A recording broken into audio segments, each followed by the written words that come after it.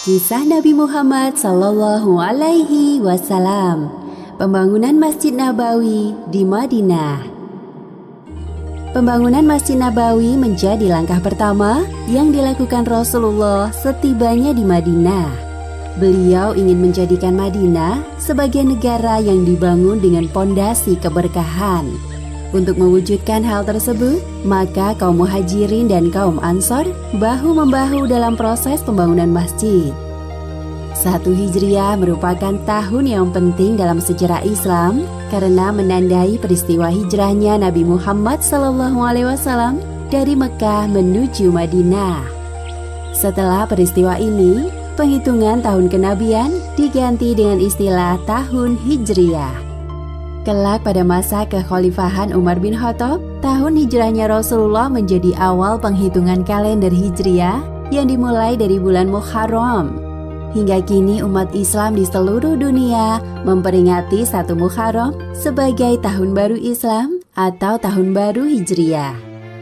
Sebelum adanya Masjid Nabawi, Rasulullah sholat di mana saja asalkan tempat tersebut terhindar dari najis, maka sah digunakan sebagai tempat sholat.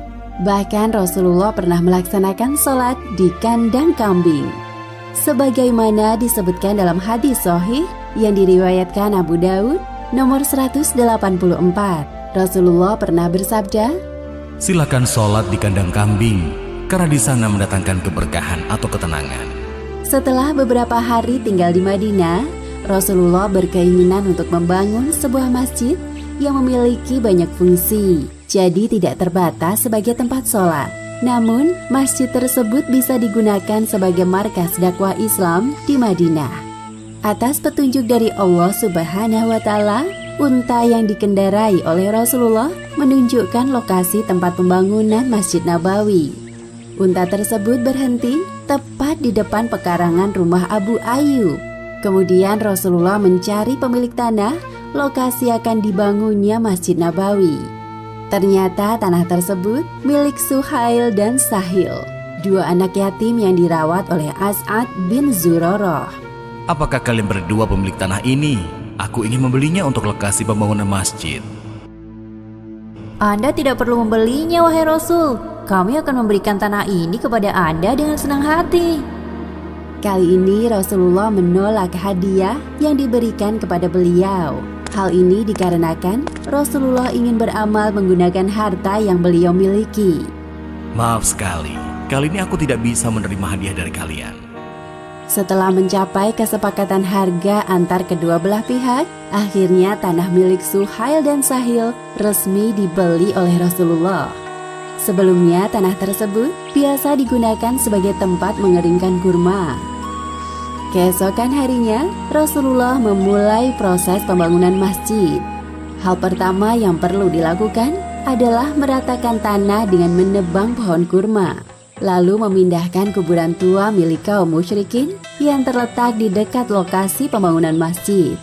"Wahai sahabatku, alangkah baiknya jika pepohonan kurma ini ditebang, lalu kuburan tua itu dipindahkan ke tempat lain. Kita membutuhkan tanah yang luas untuk membangun masjid."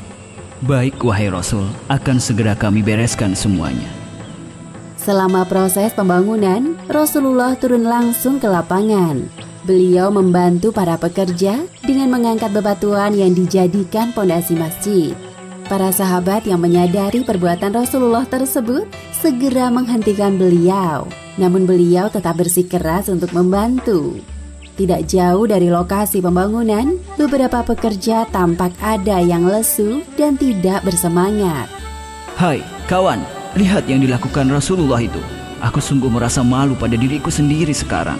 Jika hanya duduk dan melihat, sedangkan Rasulullah terus bekerja, kita benar-benar telah berbuat zalim.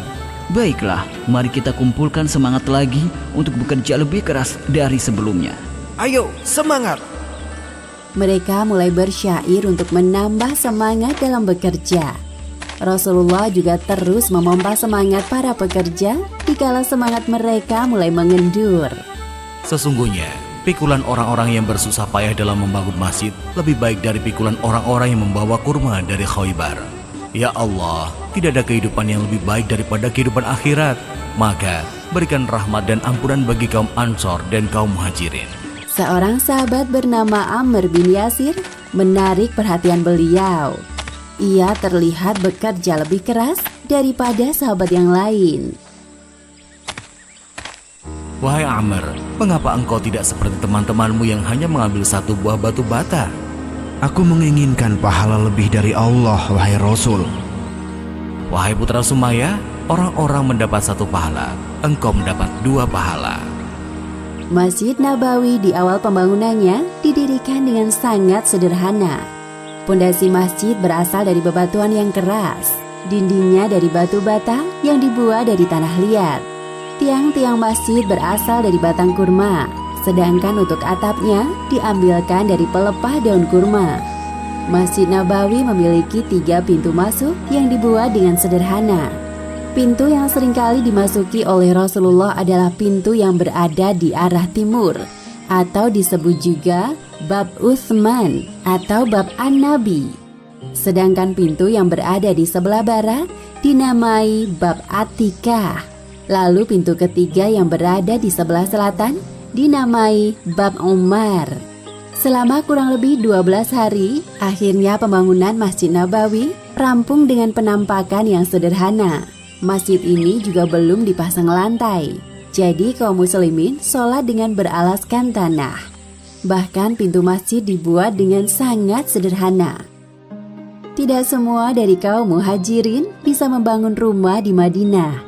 Hal ini disebabkan karena harta yang mereka miliki telah dirampas oleh kaum kafir Quraisy sewaktu berhijrah. Oleh sebab itu, sebagian dari kaum muhajirin terpaksa tinggal di serambi Masjid Nabawi. Mereka disebut sebagai Ahlu Suffah atau orang yang tidak memiliki rumah.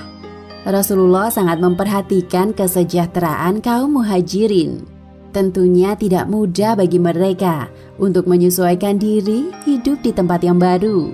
Apalagi mayoritas penduduk Mekah adalah pedagang, bukan petani seperti penduduk Madinah. Disinilah tugas Rasulullah untuk membina para ahlu sufah dibantu dengan para sahabat lainnya. Tidak hanya menampung para ahlu sufah, Masjid Nabawi juga berfungsi sebagai tempat berdiskusi antar sahabat, arena latihan bela negara, tempat pengobatan orang sakit, bahkan sebagai tempat tahanan. Setelah Masjid Nabawi berdiri, Rasulullah membangun ruangan sebagai tempat tinggal istri-istri beliau. Letaknya di perkampungan Bani An-Najjar yang bersebelahan dengan Masjid Nabawi. Ruangan ini dibangun dengan material yang sama yang digunakan dengan pembangunan masjid. Meskipun ruangan dibangun dengan sangat sederhana, Saudah dan Aisyah tidak mengeluh sedikit pun kepada Rasulullah. Mereka belajar dari Rasulullah untuk hidup sederhana di dunia yang akan mereka tinggalkan. Demikianlah akhir kisah pembangunan Masjid Nabawi di Madinah. Hikmah yang dapat kita ambil dari kisah ini: pertama, hendaknya kita berlomba-lomba dalam beribadah, beramal solih, dan bekerja dengan niat mencari keridhaan Allah. Dan kedua, barang siapa yang membangun masjid di dunia, meskipun kecil, maka Allah akan membangunkan untuknya rumah di surga. Wallahu a'lam bishawab.